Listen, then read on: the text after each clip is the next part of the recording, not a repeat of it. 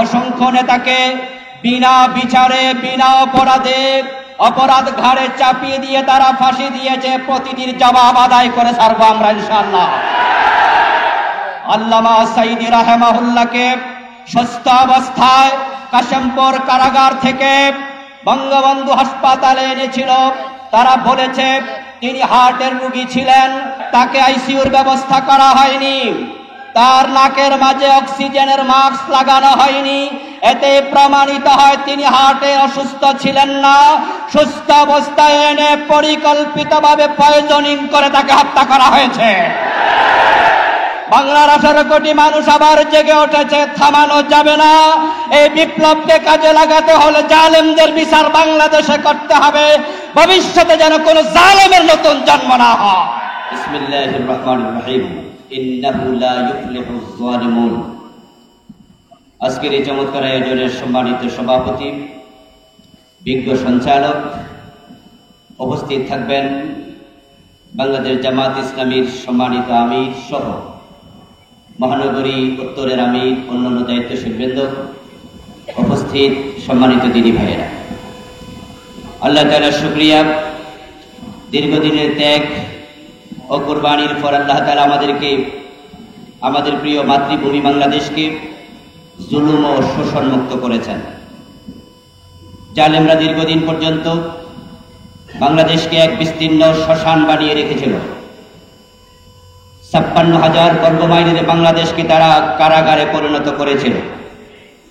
হায়নার উল্লাসের প্রতিটি জনপদ প্রকম্পিত হয়ে উঠেছিল।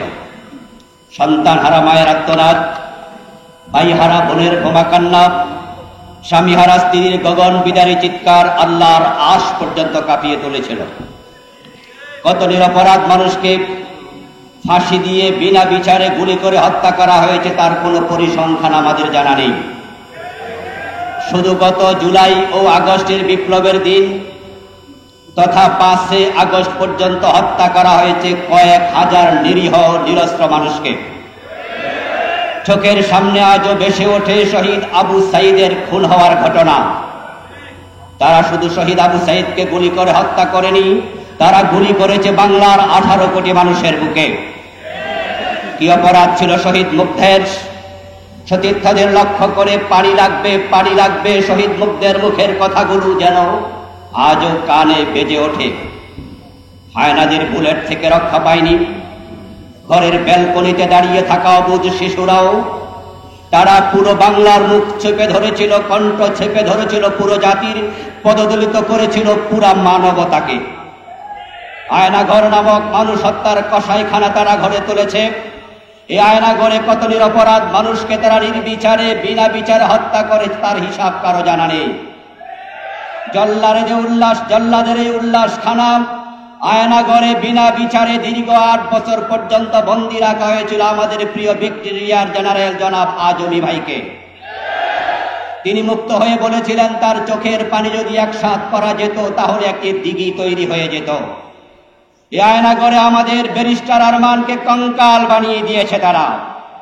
এমনই ভাবে আরো কতজন আল্লাহর বান্দাকে নিকৃষ্ট কসাইখানায় তারা কষ্ট দিয়েছে, সে হিসাব শুধু আল্লাহই জানেন। আমরা বাংলার জমিনের বিচার চাই, বিচার করতেই হবে। বাংলাদেশের সবচেয়ে বড় ইসলামী দল বাংলাদেশ জামাত ইসলামীর আমির মুহতারাম মতিয়ার রহমান নিজামী রাহিমাহুল্লাহ, আলী হাসান মোহাম্মদ মুজাহিদ, শহীদ কামরুজ্জামান, মীর কাসেম আলী সহ অসংখ্য নেতাকে বিনা বিচারে বিনা অপরাধে অপরাধ ঘাড়ে চাপিয়ে দিয়ে তারা ফাঁসি দিয়েছে। প্রতিটির জবাব আদায় করে ছাড়বো আমরা ইনশাআল্লাহ। আল্লামা সাঈদী রাহিমাহুল্লাহকে সুস্থ অবস্থায় কাশিমপুর কারাগার থেকে বঙ্গবন্ধু হাসপাতালে এনেছিল। তারা বলেছে তিনি হার্টের রোগী ছিলেন, অথচ আমরা দেখেছি যখন গাড়ি থেকে নেমেছেন তিনি চমৎকার হাসি দিয়ে সালাম দিয়ে উপস্থিত জনতা কেমন আছে খোঁজ নিয়েছেন। একজন হার্টের রোগী কখনো এত সুন্দর হাসি দিতে পারে না। তাকে আইসিইউর ব্যবস্থা করা হয়নি, তার নাকের মাঝে অক্সিজেনের মাস্ক লাগানো হয়নি। এতে প্রমাণিত হয় তিনি হার্টে অসুস্থ ছিলেন না। সুস্থ অবস্থায় এনে পরিকল্পিতভাবে পয়জনিং করে তাকে হত্যা করা হয়েছে। যে ডাক্তার তাকে নিয়োগ দেওয়া হয়েছিল চিকিৎসার জন্য, তাকে অ্যারেস্ট করে রিমান্ডে নিলে বাস্তবতা বেরিয়ে আসবে। বাংলার 18 কোটি মানুষ আবার জেগে উঠেছে, থামানো যাবে না। এই বিপ্লবকে কাজে লাগাতে হলে জালেমদের বিচার বাংলাদেশে করতে হবে, ভবিষ্যতে যেন কোনো জালেমের নতুন জন্ম না হয়। আল্লাহ সে তৌফিক আমাদের দান করুন, আমিন। আসসালামু আলাইকুম ওয়া রাহমাতুল্লাহ। বিসমিল্লাহির রহমানির রহিম। ইন্নাহু লা ইফলিহুজ যালিমুন। আজকের এই চমৎকার আয়োজনের সম্মানিত সভাপতি, বিজ্ঞ সঞ্চালক, উপস্থিত থাকবেন বাংলাদেশ জামাত ইসলামীর সম্মানিত আমির সহ মহানগরী উত্তরের আমির, অন্যান্য দায়িত্বশীলবৃন্দ, উপস্থিত সম্মানিত দিনী ভাইয়েরা, আল্লাহ তাআলার শুকরিয়া। দীর্ঘদিনের ত্যাগ ও কুরবানির পর আল্লাহ তাআলা আমাদেরকে, আমাদের প্রিয় মাতৃভূমি বাংলাদেশকে জুলুম ও শোষণ মুক্ত করেছেন। জালেমরা দীর্ঘদিন পর্যন্ত বাংলাদেশকে এক বিস্তীর্ণ শ্মশান বানিয়ে রেখেছিল। 56,000 বর্গমাইলের বাংলাদেশকে তারা কারাগারে পরিণত করেছিল। হায়নার উল্লাসের প্রতিটি জনপদ প্রকম্পিত হয়ে উঠেছিল। সন্তান হারা মায়ের আর্তনাদ, ভাই হারা বোনের বোমা কান্না, স্বামী হারা স্ত্রীর গগন বিদারী চিৎকার আল্লাহর আশ পর্যন্ত কাঁপিয়ে তুলেছিল। কত নিরপরাধ মানুষকে ফাঁসি দিয়ে বিনা বিচারে গুলি করে হত্যা করা হয়েছে, তার কোনো পরিসংখ্যান আমাদের জানা নেই। শুধু গত জুলাই ও আগস্টের বিপ্লবের দিন তথা 5 আগস্ট পর্যন্ত হত্যা করা হয়েছে কয়েক হাজার নিরীহ নিরস্ত্র মানুষকে। চোখের সামনে আজও ভেসে ওঠে শহীদ আবু সাঈদের খুন হওয়ার ঘটনা। তারা শুধু শহীদ আবু সাঈদকে গুলি করে হত্যা করেনি, তারা গুলি করেছে বাংলার 18 কোটি মানুষের বুকে। কি অপরাধ ছিল শহীদ মুগ্ধের? সতীর্থদের লক্ষ্য করে পানি লাগবে, পানি লাগবে, শহীদ মুগ্ধের মুখের কথাগুলো যেন আজও কানে বেজে ওঠে। হায়নাদের বুলেট থেকে রক্ষা পায়নি। ঘরের ব্যালকনিতে দাঁড়িয়ে থাকা অবুঝ শিশুরাও, তারা পুরো বাংলার মুখ চেপে ধরেছিল, কণ্ঠ চেপে ধরেছিল, পুরো জাতির পদদলিত করেছিল পুরা মানবতাকে। আয়নাঘর নামক মানুষ হত্যার কসাইখানা তারা ঘরে তুলেছে। এই আয়নাঘরে কত নিরপরাধ মানুষকে তারা নির্বিচারে বিনা বিচারে হত্যা করে, তার হিসাব কারো জানা নেই। জল্লাদের এই উল্লাস খানা আয়নাঘরে বিনা বিচারে দীর্ঘ 8 বছর পর্যন্ত বন্দী রাখা হয়েছিল আমাদের প্রিয় ব্রিগেডিয়ার জেনারেল জনাব আজমি ভাইকে।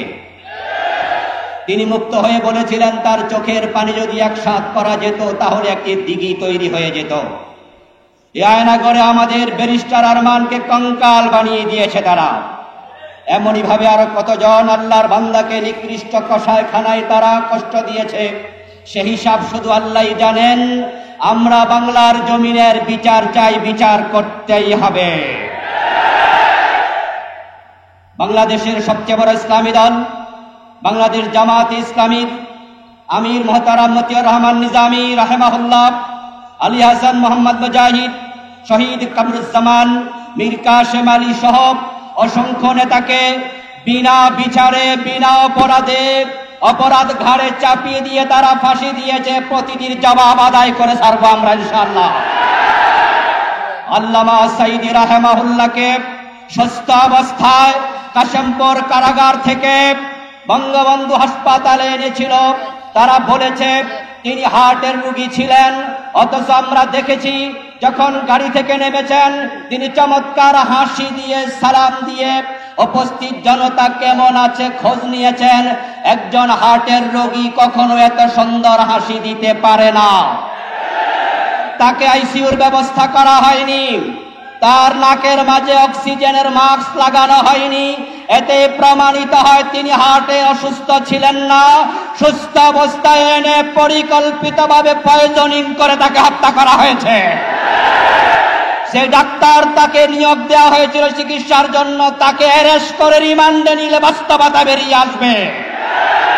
বাংলার 18 কোটি মানুষ আবার জেগে উঠেছে, থামানো যাবে না। এই বিপ্লবকে কাজে লাগাতে হলে জালেমদের বিচার বাংলাদেশে করতে হবে, ভবিষ্যতে যেন কোনো জালেমের নতুন জন্ম না হয়। আল্লাহ সে তৌফিক আমাদের দান করুন, আমিন। আসসালামু আলাইকুম ওয়া রাহমাতুল্লাহ।